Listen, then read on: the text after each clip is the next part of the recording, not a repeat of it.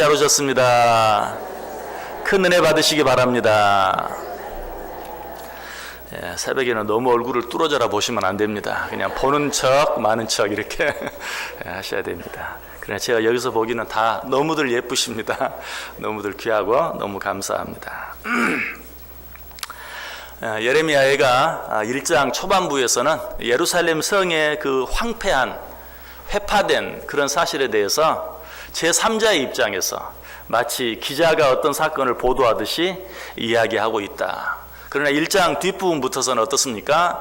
이제는 어떤 기자나 리포터가 어떤 사건에 대해서 보도하는 그런 모습이 아니라 자기 자신이 자기 자신의 모습을 보면서 자기 자신에 관한 일에 대해서 이야기하듯이 직접적으로 그리고 주관적으로 모든 일들에 대해서 이야기하고 있다라고 말씀을 드렸어요.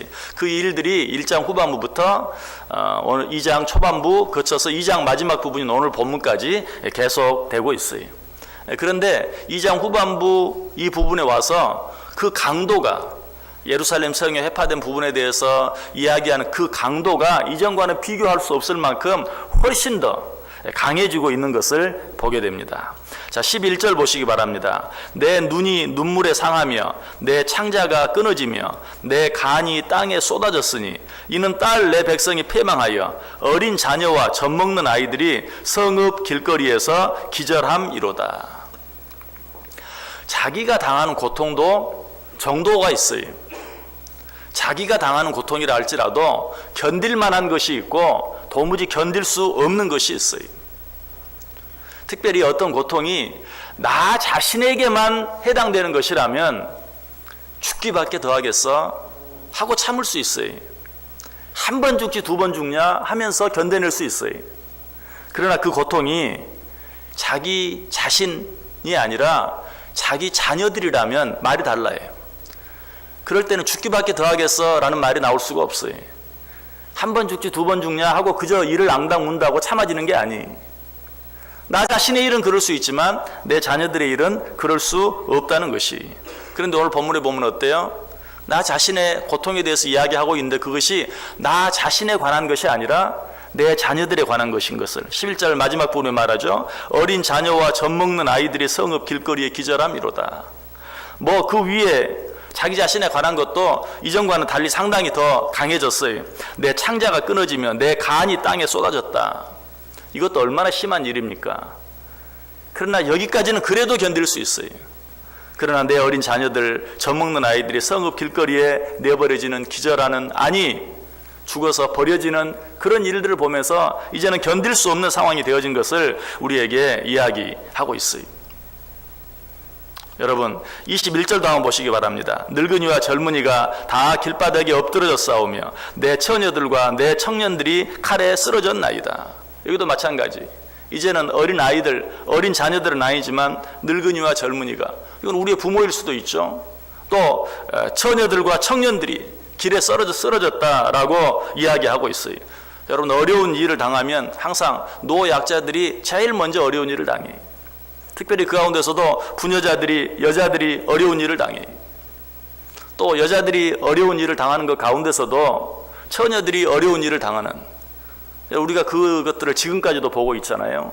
일제시대에 위안부로 끌려갔던 그런 일들, 여러분 이런 일들을 보면서 어때요? 지금까지도 얼마나 시간이 많이 지났습니까? 그러나 그 아픔과 그 고통이 지금까지도 계속되고 있는 것을 보게 돼요. 이런 일들이 지금 예루살렘 성에 일어나고 있다라고 말하고 있어요.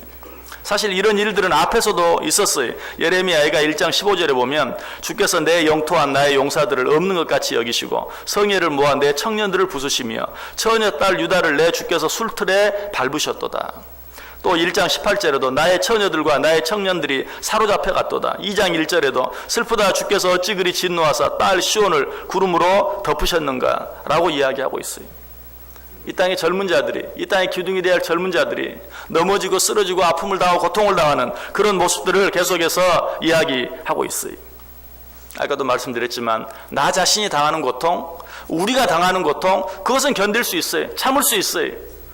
그러나 내 자녀들, 젊은 청년들, 처녀들, 아니 어린 자녀들, 젖먹이 어린 아이들, 이런 자들이 당하는 그런 아픔, 이런 고통 정말 견디기 어려워요. 20절 보세요. 여호와여 보시옵소서, 주께서 누구에게 이같이 행하셨는지요. 여인들이 어찌 자기 열매 곧 그들이 낳은 아이들을 먹으오며 제사장들과 선지자들이 어찌 주의 성소에서 죽임을 당하오리이까. 여기에는 어때요? 우리 자녀들이 당하는 일, 또 그 정도에서 끝나지 아니하죠. 뭐라고 말해요? 주께서 누구에게 이같이 행하셨는지요. 여인들이 어찌 자기 열매 곧 그들이 낳은 아이들을 먹으오며. 이거는 인간 세상에서 일어날 수 있는 최악의 일이, 엄마가 자기 열매, 자기 배에서 나온 자기 아이를 먹는다. 우리가 이 일을 통해서도 우리가 또 생각해야 될 것은, 사실 얼마 전까지만 해도 모르겠어요. 지금도 북한에서 계속 이런 일들이 일어나고 있다는 그런 보도들이 계속 나오고 있었던 것을 보아요. 굶주려서 그런 일들이 지금도 행해지고 있다라는 그런 보도들을 여러 가지 채널을 통해서 우리는 들어보았어요. 여러분, 이런 일들을 보면서 우리가 과거에 당했던 어떤 일뿐만 아니라 오늘 지금 우리들이 이 시간에 이 땅에서 다 하고 있는 일들에 대해서 이야기한다고 우리는 다시 한번 생각해 볼 필요가 있어요. 오늘 이 말씀은 오늘 우리들에게 주시는 말씀입니다. 너희들이 고통을 당하고 어려움을 당하는 것, 아니 너희 젊은 자녀들, 청년들, 처녀들, 아니 어린 자녀들, 젖먹이 어린 아이들 당하는 그 어려움들, 고통들, 얼마 전 뉴스에 보니까 우리나라에서도 버려지는 아이들이 얼마나 많은지, 지금도 옛날 이야기가 아니고 무슨 6.25적 이야기가 아니고 6.25 후 처참하고 힘들고 어려운 때 이야기가 아니고 지금도 길거리에 버려지는 어린아이들이 얼마나 많은지, 뭐 어제 그제 아주 구체적으로 나왔어요. 길거리에 버려지는 아이들, 화장실에 버려지는 아이들의 수, 쓰레기통에 버려지는 아이들의 수, 베이비박스에 버려지는 아이들의 수, 그런 아이들의 수가 쭉 나왔어요. 이 일들이 먼 이전의 이야기가 아니라는 것이 지금 우리들 가운데 이런 일들이 일어나고 있다는 사실이에요. 자, 우리는 이런 일들을 보면서 이렇게 생각할 때가 많죠. 아무리 우리가 잘못해서 우리를 징계하신다 할지라도 왜 우리 자신이 아니고 우리 자녀들에게 그렇게 하시는가? 성경에 보면 오늘 본문뿐만 아니라 여러 군데 너무 많이 그런 일들이 많이 있어요. 하나님이 너무 잔인하신 것처럼 느껴져요. 왜 이런 일들에 대한 징계를 우리가 아니라 어린아이들이 무슨 잘못이 있습니까? 아니 젖먹이 아이들이 무슨 잘못이 있습니까? 왜 그런 아이들이 징계를 당하게 하시는가? 여러분 기억하시길 바랍니다. 그렇게 하기 이전에 여러 가지 여러 모양으로 우리들에게 말씀해 주셨는데 우리들이 듣고도 깨닫지 않아요. 아니 못 들은 척해. 왜? 우리들에 관한 일은 그야말로 죽기밖에 더 하겠어? 한 번 죽지 두 번 죽냐? 하고 못 들은 척 해버려. 우리 인간이 그렇게 완하게. 하나님께서 여러 가지 말들로 우리를 경고해 주셨어요. 우리를 가르쳐 주셨어요. 우리에게 해야 할 일과 하지 말아야 될 일들을 말씀해 주셨어요. 그런데 우리들은 마음이 너무 악해서 그런 일들 뭐 지나가겠지 하고 깨닫지를 못해요. 그런 우리들에게 하나님이 하실 수 있는 일들은 우리 자녀들을 치시는 것이, 우리 자녀들을 괴롭게 하는 것이, 우리 자녀들을 징계할 수밖에 없는 것이, 왜? 그렇게 하지 아니하면 도무지 깨닫지 못하기 때문에. 여러분 이런 일들을 보면서 우리는 하나님이 왜 이렇게까지 하실까? 라고 하나님을 향해 원망하기 전에 내가 하나님의 말씀 앞에서 얼마나 완악했던가. 하나님이 나에게 수없이 말씀해 주셨고 수없이 가르쳐 주셨는데도 내가 그 말씀들을 외면해 버릴 때가 얼마나 많았는가 생각해 봐야 돼요. 하나님께서 이렇게 하시는 것은 하나님이 다윗에게 하신 일을 통해서 우리는 잘 알게 되죠. 다윗이 범죄를 저질렀어요. 절대로 저질러서는 안 될 범죄를 저질렀어요. 그렇게 해서 어떻게 아들을 얻게 되죠? 하나님께서 그 벌을 어떻게 징계합니까? 그 아들을 데려가심으로 다윗을 징계합니다. 처음부터 그렇게 하신 것이 아니, 나단 선지자를 보냈어요. 그래서 정말 부잣집 사람이 자기 집에 온 손님을 대접하기 위해서 가난한 집 암양 새끼 한 마리밖에 없는 그걸 빼앗아다가 대접한 그런 이야기를 하면서 다윗 스스로 깨닫기를 원했어요. 그런데 다윗은 전혀 깨닫지를 못했어요. 도대체 그런 놈이 어디 있느냐? 이 나라에, 내 나라에 그런 놈이 있단 말이냐? 당장 데려와라. 남의 얘기처럼 생각하고 깨닫지를 못했어요. 그때 어떻게 합니까? 그 아들을 데려갈 수밖에 없었다는 것이. 거기서 듣고 깨달았으면 그렇게 하지 않았을지도 몰라요. 우리 하나님께서는 누구에게 이런 무서운 징계들을 하십니까? 하나님께서 특별히 사랑하는 자들에게 하세요. 우리는 또 징계를 당하는 일을 보면서 그렇게 말할 때가 참 많이 있어요. 안 믿고 사는 저 사람도 나랑 똑같이 행동하면서 사는데도 아무 문제가 없는데, 아니 나보다 더 잘 못 믿고 사는 것 같은 저 사람에게도 이런 징계는 임하지 않는데 왜 나에게는? 또 이런 생각이 들 때도 얼마나 많은지 몰라요. 왜 그렇게 하십니까? 하나님이 더 사랑하시기 때문에 그래요. 하나님이 특별히 사랑하시기 때문에 그래요. 이런 사실은 오늘 본문 13절에도 잘 나타나 있어요. 딸 예루살렘이여, 내가 무엇으로 내게 증거하며 무엇으로 내게 비유할까? 처녀 딸 시온이여, 내가 무엇으로 내게 비교하여 너를 위로할까? 너의 파괴됨이 바다같이 크니 누가 너를 고쳐 줄소냐? 이러한 심판 원리는 예수님께서 우리들에게 말씀해 주신 그대로입니다. 누가복음 12장 47절 48절에 주인의 뜻을 알고도 준비하지 아니하고 그 뜻대로 행하지 아니한 종은 많이 맞을 것이요 알지 못하고 맞을 일을 행한 종은 적게 맞으리라. 무릇 많이 받은 자에게는 많이 요구할 것이요 많이 맡은 자에게는 많이 달라 할 것이니라. 하나님께서 누구에게? 하나님의 말씀을 듣고도 행하지 않는 자들에게 하나님께서 사랑하셔서 여러 번 더 많이 가르쳐 주시고 더 많이 경고해 주셨는데도 깨닫지 못하는 자들, 돌이키지 않는 자들, 회개하지 않는 자들에게 더 많이 매를 때릴 것이다 라고 이야기하고 있어요. 여러분, 내게 일어나는 어떤 일들이 사사건건 나에게 문제가 된다고 느끼시는 분 계십니까? 먼저 하나님이 나를 정말 사랑하시는구나 라고 인정할 수 있어야 돼요. 고백할 수 있어야 돼요. 남에게는 문제가 되지 않는 일까지 나에게는 문제가 된다고 느끼십니까? 원망하고 불평할 일이 아니라 하나님이 나를 더 사랑하시는구나. 하나님이 내게 말씀하시고 계시는구나.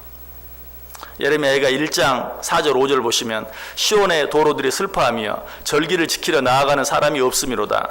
모든 성문들이 적막하며 제사장들이 탄식하며 처녀들이 근심하며 시온도 권고를 받았도다. 그의 대적들이 머리가 되고 그의 원수들이 형통함은 그의 죄가 많으므로 여호와께서 그를 권고하게 하셨습니다.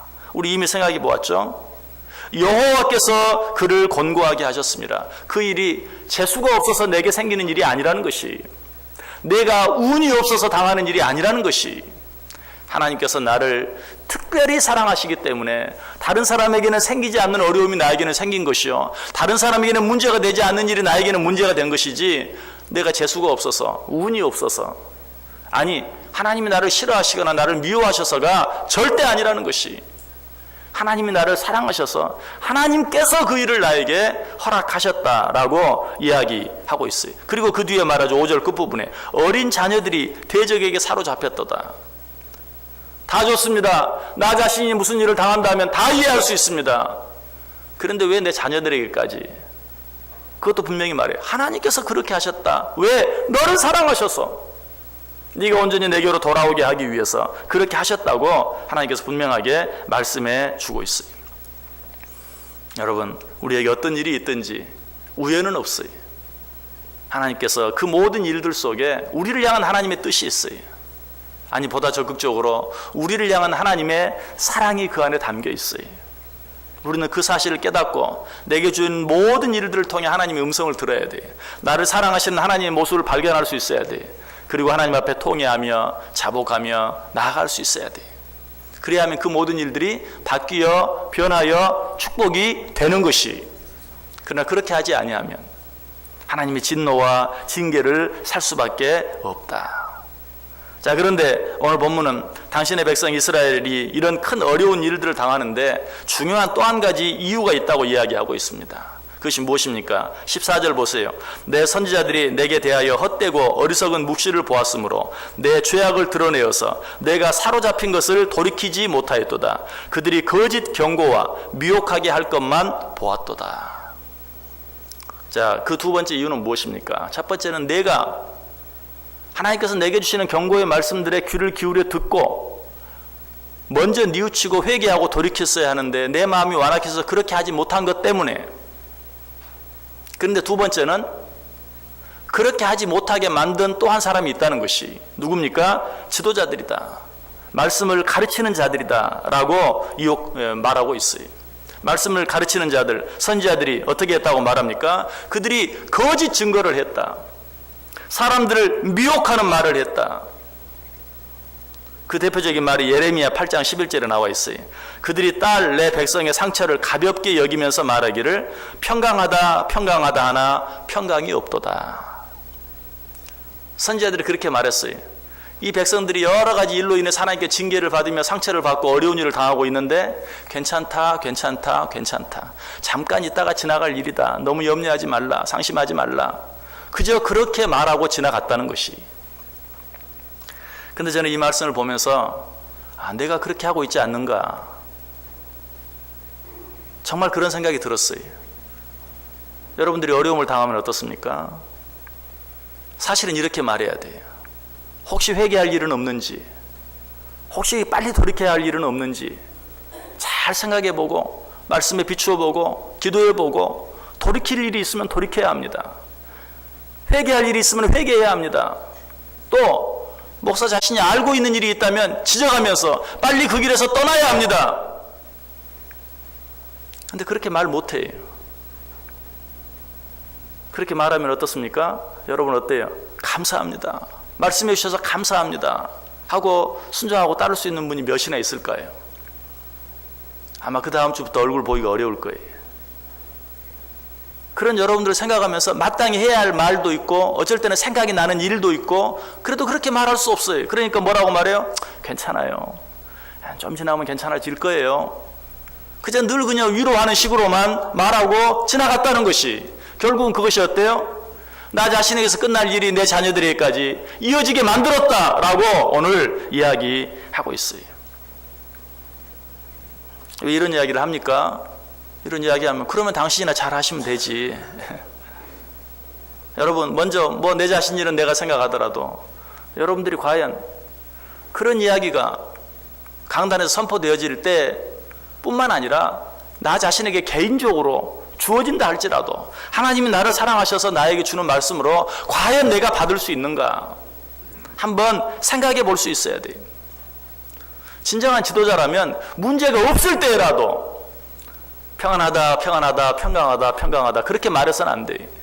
문제가 없고 평안할 때라도 어떻게 말해야 됩니까? 데살로니가전서 5장 3절에 그들이 평안하다 안전하다 할 그때에 임산한 여자에게 해산의 고통이 이름과 같이 멸망이 갑자기 그들에게 이르리니 결코 피하지 못하리라.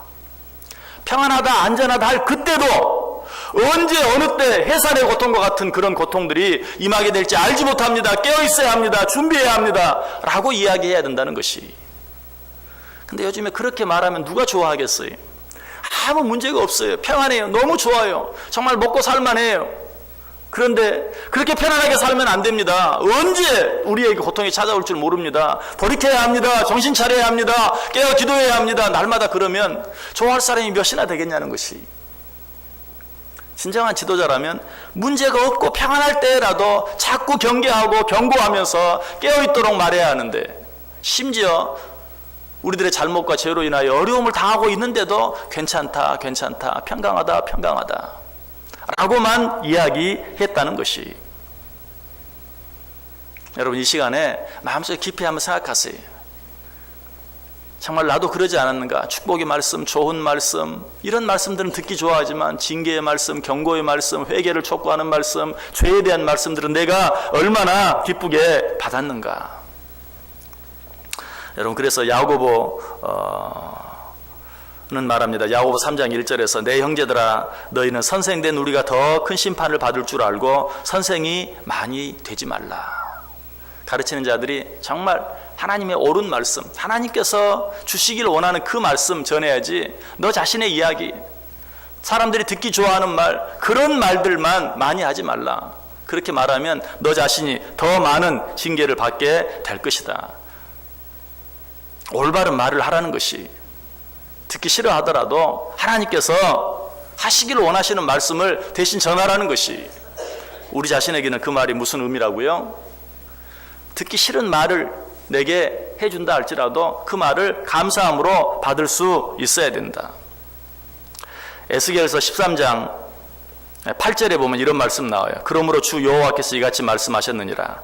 너희가 허탄한 것을 말하여 거짓된 것을 보았은즉 내가 너희를 치리라. 주 여호와의 말씀이니라. 네가 거짓된 말을 하였으니 내가 너를 치리라.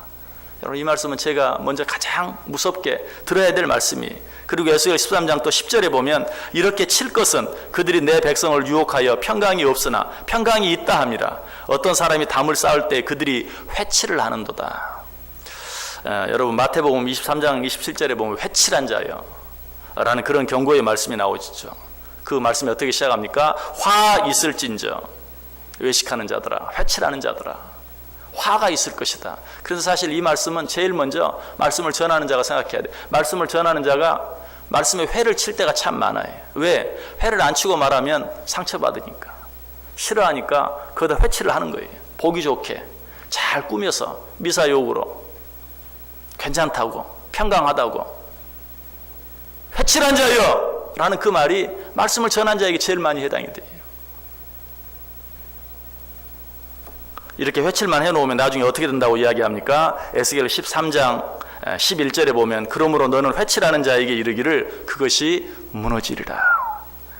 담을 튼튼하게 잘 쌓아야 되는데 튼튼하게 잘 쌓는 건 생각하지 아니하고 보기 좋게 회칠만 해놓으면 언젠가는 그 모든 것들이 와르르 무너져 내리고 말 것이다.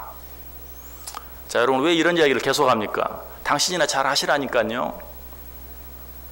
여러분, 그렇게 생각할 것이 아니고 먼저 말씀을 듣는 내가 어떤 말씀이라도, 특별히 좋은 말씀도 좋은 말씀이지만 정말 듣기 거부간 말씀, 그런 말씀들의 귀를 더 기울여야 된다는 그런 마음의 다짐을 가질 수 있어야 돼요.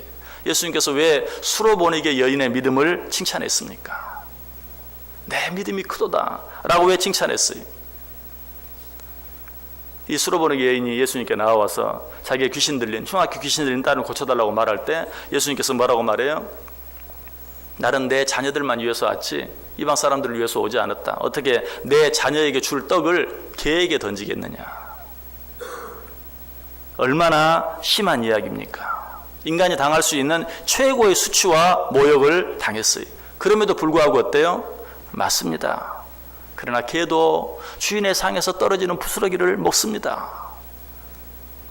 정말 상처받고 그 자리에서 욕을 하고 침을 뱉고 도화가에 마땅한데도 그렇게 하지 아니하고, 맞습니다만 개도 주인의 상에서 떨어지는 부스러기를 먹지 않습니까? 그 부스러기라도 내게 주옵소서 라고 말했을 때 예수님이 그 믿음을 칭찬했어요. 여자여 내 믿음이 크도다. 여러분, 믿음이 큰 자들이 되길 원하십니까? 좋은 말 듣고만 아멘 아멘 하는 것이 아니라 싫은 말, 이런 말 듣고 아멘 하면 남들이 나를 이상하게 생각하겠지라고 생각될 만한 그런 말씀 앞에서라도 아멘 아멘 하고 돌이키고 회개할 때, 인간이라면 그런 말을 듣고 상처받지 않을 사람이 한 사람도 없는 그런 말을 들었다 할지라도 정말 그 말씀이 내게 주시는 말씀으로 받고 돌이키고 회개하는 그런 사람이 바로 믿음이 큰 자예요. 예수님께서 그렇게 말씀하셨어요. 수로보니 여인에게 그렇게 말씀하셨어요. 그렇게 칭찬하셨어요. 여자여 내 믿음이 크도다. 여러분, 특별히 고난주간이니까 정말 이 말씀을 내 마음속에 깊이 한번 새겨보세요. 내가 하나님 말씀을 어떻게 보고 어떻게 읽고 어떻게 듣고 있는가. 제가 여러 번 말씀드렸지만 내가 성경책에 줄을 끊는 말씀들이 도대체 어떤 말씀들인가 한번 생각해 보세요. 오늘 본문과 같은 그런 말씀들, 이런 말씀들에 내가 줄을 그어본 적이 있는가? 지금 내 책에 이 말씀들의 줄이 그어져 있는가 한번 생각해 보세요. 우리는 하나님의 말씀들을 너무 그저 아름답고 귀한 말씀이라고 하면서 칭찬의 말씀, 좋은 말씀들만 좋아하고 듣기를 원하는 그런 마음으로 신앙생활을 할 때가 너무나 많이 있었어요. 한 가지만 더 말씀드리고 말씀을 마치려고 해요. 그러니까 목사인 당신이 잘하세요 라고만 말할 것이 아니라 여러분 자신도 여러분에게 주어진 위치에서 다 지도자로 하나님이 세워놓으셨다는 사실을 기억해야 돼요. 특별히 여러분 모두에게 해당되는 어디에서? 가정에서 여러분들은 여러분 가정의 지도자로, 여러분 가정의 제사장들로 하나님이 세워놓으셨어요. 그런데 여러분 자녀들에게 듣기 좋은 말만 하고 있지 않습니까? 공부만 잘하면 돼. 그냥 건강하기만 하면 돼. 씩씩하게 잘 자라기만 하면 돼. 좋은데 취직만 하면 돼. 여러분 그렇게 말하지 않습니까? 그래, 오늘은 시험이니까 교회 가지 말고 공부만 잘해. 학생은 공부 잘하면 되는 거야. 그냥 건강하기만 하면 돼. 이렇게 말하고 있지 않습니까? 그 말이 목사가 앞에서 여러분에게 설교하면서 그 정도면 됐습니다 라고 그저 회칠한 말로 여러분을 적당히 위로하고 적당히 격려하면서 상처받지 않을 만큼만 하면서 여러분들에게 말하는 것과 똑같아요. 여러분들은 여러분 가정의 지도자들로, 여러분 가정의 지도자들로 다 하나님이 세워놓으셨어요. 과연 내 자녀들에게 내가 무슨 말을 해주면서 그들을 키우고 양육하고 있는가 한번 생각해 봐야 돼요. 어떻게 그 자녀들을 양육하고 있는가. 우리는 돌아볼 수 있어야 된다는 것이, 내가 내 자녀들 앞에서 거짓 선지자 노릇하고 있지 않는가. 그렇기 때문에 어떤다고요? 우리 자녀들이 말할 수 없는 수치를 당하게 될 것이다. 이후에 정말 말할 수 없는 그런 어려움, 우리가 이미 생각해 보아서 공주가 강제 노동자가 되고, 내 청년 처녀 자녀들이 끌려가게 되고, 내 어린 자녀들 젖먹이들이 길거리에 버려지게 되는 그런 일들이 왜 당하게 된다고요? 내가 그저 좋은 말, 듣기 좋은 말로만 우리 자녀들에게, 아니 세상 사람들이 하는 대로만, 세상 사람들이 말하는 대로만 나도 말하고, 세상 사람들이 하는 대로만 내 자녀들 양육하며 살아갈 때 그 자녀들이 그런 어려운 일들을 당하게 될 수밖에 없다라고 이야기하고 있어요. 이스라엘 백성들이 그랬다고 이야기합니다. 15절 16절에 모든 지나가는 자들이 다 너를 향하여 박수치며 딸 예루살렘을 향하여 비웃고 머리를 흔들며 말하기를 온전한 영광이라 모든 세상 사람들의 기쁨이라 일컫던 성이 이 성이냐 하며, 내 모든 원수들은 너를 향하여 그들의 입을 벌리며 비웃고 이를 갈며 말하기를 우리가 그를 삼켰도다. 우리가 바라던 날이 과연 이 날이라. 우리가 얻기도 하고 보기도 하였다 하도다. 옛날에 그 영광스럽던 성이 이 성이냐, 아니 어떠다가 이렇게 되었느냐 라고 비웃음을 당하게 될 것이다 라고 말하고 있어요. 자, 그럼 우리는 어떻게 해야 합니까? 어떻게 해야 합니까? 18절 19절 말씀 우리 다 같이 한번 한 목소리로 읽습니다. 18절 19절 시작. 그들의 마음이 주를 향하여 부르짖기를 딸 시온의 성벽아 너는 밤낮으로 눈물을 강처럼 흘릴지어다. 스스로 쉬지 말고 내 눈동자를 쉬게 하지 말지어다. 초저녁에 일어나 부르짖을지어다. 내 마음을 주의 얼굴 앞에 물 쏟듯 할지어다. 각 길 어귀에서 주려 기진한 내 어린 자녀들의 생명을 위하여 주를 향하여 손을 들지어다 하였도다. 아멘. 어떻게 하라고 말합니까? 눈물을 강처럼 흘려야 한다. 쉬지 않고 기도해야 한다. 물을 쏟듯 하나님께 기도해야 한다. 초저녁에 일어나 하나님께 기도해야 한다. 새벽을 깨우며 기도해야 한다. 그 길만이 살 길이다. 그 길만이 이 모든 어려움들, 징계들을 피할 수 있는 유일한 길이다. 그 길만이 살 길이다. 눈물을 강물처럼 흘릴지어다. 물 쏟듯 할지어다 라고 우리에게 이야기해 주고 있어요. 누가복음 23장 28절에도 이런 말씀이 있죠. 예수께서 돌이켜 그들을 향하여 이르시되 예루살렘의 딸들아 나를 위하여 울지 말고 너희와 너희 자녀들을 위하여 울라. 예수님의 고난에 동참한다고 주님의 고난에 동참하게, 여러분 지금 그게 아니고 너 자신과 너 자녀들을 생각하며 눈물을 쏟으며 기도하라 라고 얘기하고 있어요. 예수님께서 돌아가신다고 하니 슬퍼하면서 예수님 그러시면 안 됩니다. 너희들이 내 걱정할 때가 아니다. 너 자신과 너희 자녀들을 위하여 눈물을 흘리며 기도하라 라고 이야기하고 있어요. 눈물을 강물처럼 흘릴지어다. 그렇게 하지 않으면 이 수치와 비극이 너희 자녀들에게 임하게 될 것이다 라고 말하고 있어요. 전쟁의 위협이 끊임없이 계속되고 있습니다. 근데 우리는 너무 무덤덤하죠. 왜? 이런 일들이 한두 번이 아니었기 때문에. 이런 일들이 한두 번이 아니었기 때문에 뭐까짓 것 또 지나가고 말겠지. 하나님이 우리에게 주신 음성으로 생각하고 눈물을 강물처럼 흘리며 정말 이제는 우리가 당했던 그 비참하고 어려운 일들을 생각하면서 기도해야 할 때, 그러지 아니하면 너희들이 너희들이 생각하지 못했던 그런 일들 당할지 알지 못한다. 여러분들 해외여행 가면서 그렇게 하죠. 필리핀 가면서, 베트남 가면서 이 사람들 왜 이렇게 사나. 다 우리보다 한때는 잘 살던 사람들이었는데 이제는 그들이 우리나라에 와서 정당한 대우도 받지 못하면서 비참한 모습으로 수고하고 애쓰는 그런 모습을 봐요. 우리들은 그냥 그들을 무시하고 말아요. 그냥 불쌍하다고 생각하고 말아요. 그들이 우리보다 나은 자들이었어요. 이제 우리가 언제 우리 자녀들이 그들의 나라에 가서 그들의 자녀들이 우리나라에 당하는 그런 비참함을 우리 자녀들이 당하게 될지 알지 못하는 것이, 그것만큼은 전혀 상관이 없는 일이라고 생각하십니까? 이제 우리나라는 절대 그렇게 되지 않는다고 생각하십니까? 우리에게만 너희는 눈물을 강물처럼 흘리며 기도할 것이다. 기도해야 할 것이다. 그렇지 아니하면 그 비참함과 그 수치와 그 비웃음을 이 나라가 정말 한때 그렇게 부강했던, 그래서 세계 여러 사람들이 쇼핑하러 오고 관광하러 왔던 그 나라가 맞느냐? 라고 말할 그날이 올 수도 있다는 것이, 그렇게 되지 않기를 원하느냐? 눈물을 강물처럼 흘리며 기도하라. 눈물을 강물처럼 흘리며 기도하라. 여러분, 우리들을 위해서, 이 나라와 이 민족을 위해서, 우리 자녀들을 위해서 정말 눈물을 강물처럼 흘리며 기도할 수 있어야 돼. 나 하나 잘 되는 것, 나 하나 살만한 것, 그거 아무것도 아니. 아무것도 아니.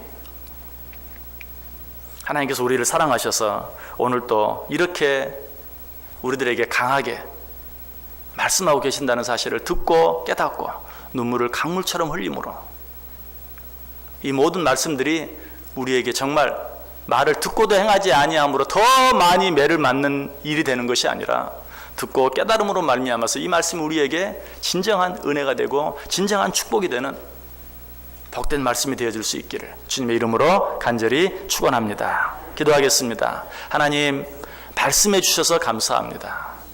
우리를 사랑하셔서 이렇게 심하게 우리를 경고해 주시고 경계해 주시니 감사합니다. 감사함으로 받게 하시고 듣고 돌이키게 하시고 깨닫게 하시고 회개할 수 있게 하시고 주님 앞에 한 걸음 더 나아감으로 말미암아 하나님과 우리의 관계가 회복되어지게 하시고 새로워지게 하시고 모든 것들이 고침받는 은혜와 역사가 있게 하여 주옵소서. 예수님의 이름으로 기도드리옵나이다. 아멘.